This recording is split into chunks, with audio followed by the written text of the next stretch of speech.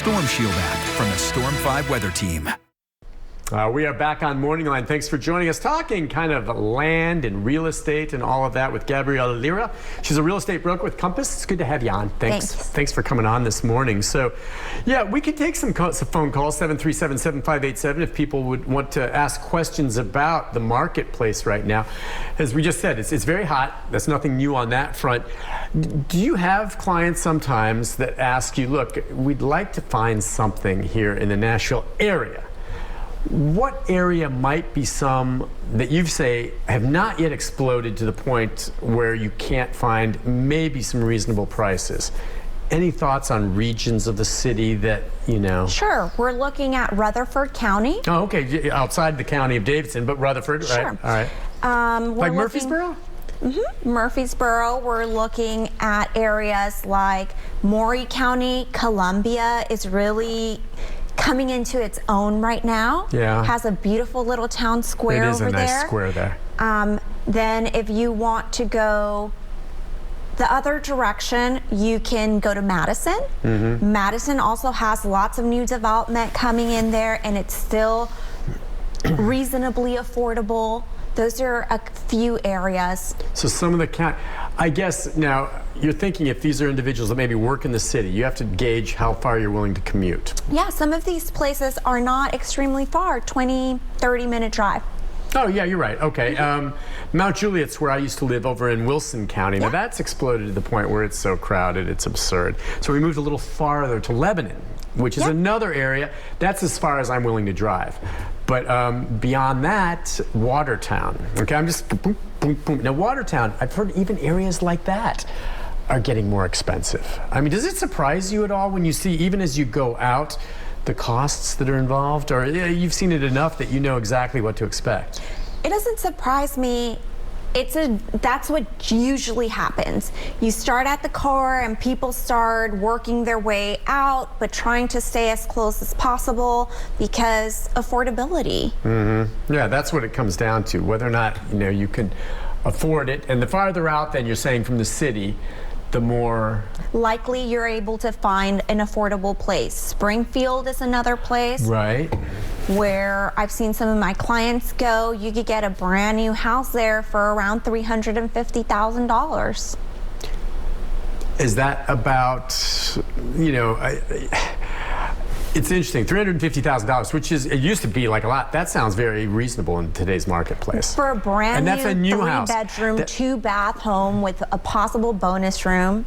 Okay. Do you ever deal with fixer-uppers? I do. Okay. I mean, it seems like the flipping is kind of died down a bit. It's more fixing up. Even those TV shows that you watch where the flipping shows not so much no matter where you're at because it's gotten so expensive to buy then flip, right? Is that it? That's right. It's gotten so expensive to buy property that it's not always as lucrative. The numbers don't work if you're coming in as a flipper to make some cosmetic repairs and then get it back on the market. Yeah. The part that amazes me the most is the fact that you'll see a list price for a home now. And what do you tell someone when you see it? Now, you assume the seller has done their diligence with their real estate agent. You go, well, what are we going to sell this house for, right? And you put your heads together, you look at comps in the neighborhood, and you end up listing it. But it seems like almost all of them these days are getting offers above list price. And so take me on both sides of this. When you're working with someone thinking about selling, I mean, is the idea to not overprice it, but you're going to get an offer over the list price? How do you know how far to go before it's, too much? So when I'm working with a seller, we explore different pricing strategies, right? I run the comparables and I say, here are homes that are similar to yours that have sold in the last 3 to 6 months. Right. Based on this data, I believe your home should be priced in this range. Okay. Now, we could go a little aggressive and price it up a little bit. This is what we used to say. So we have some negotiation room with the buyer. Or some people decide to price a little below so that the market then pushes the price up because you're going to get multiple offers. It's an evaluation, but also when you're looking at the comps, you have to look at how recently some of those other homes have sold. Oh, because, yeah. I mean, if it's a matter of months, the market could have changed and gone up even more, so you can't really gauge that. We used to go back a year when we looked at comps. Forget it. Now the furthest back we go is 6 months, and then I run 6 months and I run 3 months to see if there's a difference there. But 3 months would be it right now to go back and look at comps. And so you come up with a pricing strategy. All the sellers right now want to price aggressively. So you're already aggressively priced, but you go on the market and you get multiple offers again because there are so many buyers and not enough homes. So when something comes on the market, you have lots of bids. And this is happening in every price point. Sure, in the $300,000 homes, I've heard of as many as 50 offers. But even in the $2 million plus range, you are still seeing multiple offers. I listed a $1.8 million home in West Mead. First day that we showed it, we got 4 offers. Wow, right off the bat. Right off the bat. And the offers, I bet, were over. Because it used to be in the old days, okay, we're going to haggle. Okay, they're asking for $350. Let's offer $340 and see what they do. Now, it's almost across the board. Okay, let's go to the other side. You're not selling the house, but you're representing a buyer. And you come across a house in one of these neighborhoods, and you've done your diligence. You've looked at the comps. They've listed for this. That's right about the price point that we would say. But then you're like, look, this is the only house in this entire neighborhood that's for sale right now. And you know they're going to have probably at least a dozen people that want this house. And so you're going to have to pay more if you want it. Is that what you tell them? Sure, and we set this expectation during the buyer consultation when they are first thinking about purchasing a home. If their max budget is $500,000, we are not looking over $450 because we need to cover that gap. So you may offer $50,000 over list price. At a minimum. At a minimum.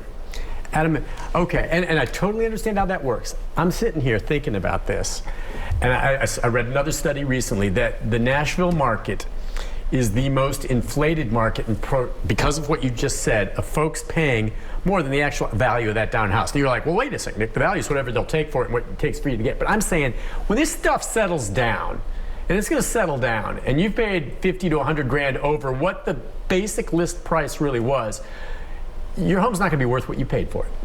Yes or no? Possibly. Yes or no? Possibly. It depends on so many factors. There are so many schools of thoughts. The experts, some of them agree with you, and some of them say, you know what? The trajectory that Nashville is heading on right now, there's so much room to grow, and we are still a growing city, and we are still priced below some of these larger cities across the country, and that's why people are moving here. So it depends on what school of thought you subscribe to, but people are thinking both. If I had a crystal ball, I would tell you for sure, but right now it's uncertain. Yeah, and you're right, there is disagreement on that. So let's take a call from Gary, see what he thinks. Gary, good morning. Hi, Gary. Good morning. Good morning. What's up? I am in the process of maybe trying to refinance, and all these companies have called me, and they keep telling me different things. My house I bought 7 years ago was $140,000, and now the bank's telling me it's worth over $200,000. And these lenders are telling me they could give me a cash out for like $5,000, but the interest would go up to like 4.0. I got a 3.75 now. And I'm just wondering, maybe I should just get a personal loan or refinance, maybe get my payments down cheaper, or... Yeah, okay. Listen, it's a great question. I'm not sure, Lira, you may, Gabriela rather, you may deal with that some. You're not a banker. Yeah, I'm not a banker. What would you say to someone like that? Well, why are you refinancing? Because most people refinance because they want to lower their interest rate. So now interest rates are low. Maybe they got a loan 7, 8 years ago when the interest rates were much higher. So they want a lower interest rate so their payments could be lower. But it sounds like you're more interested in that cash out, and perhaps you should look at a personal loan rather than getting the money from your home equity. Okay, all right. That's what, he did mention cash out. The interest rates as they stand now, right now for one of your buyers, what is it about right now to buy a new home? What are you seeing? It's right above 3. It depends on your credit score. Which is still really good, right? It's still really good. Interest rates are predicted to go up by the end of the year, which means that buyers will be able to afford less, and that is also pushing more buyers into the market right now. They want to do, exactly. So people see this coming, and they know they want to get in there with and lock into this interest rate now before it goes up if they're going to buy something. That's right. It's just so much to consider. Listen, we're going to take a break. When we come back, more phone calls, more of our conversation with Gabriela Lira right after this. Stay with us.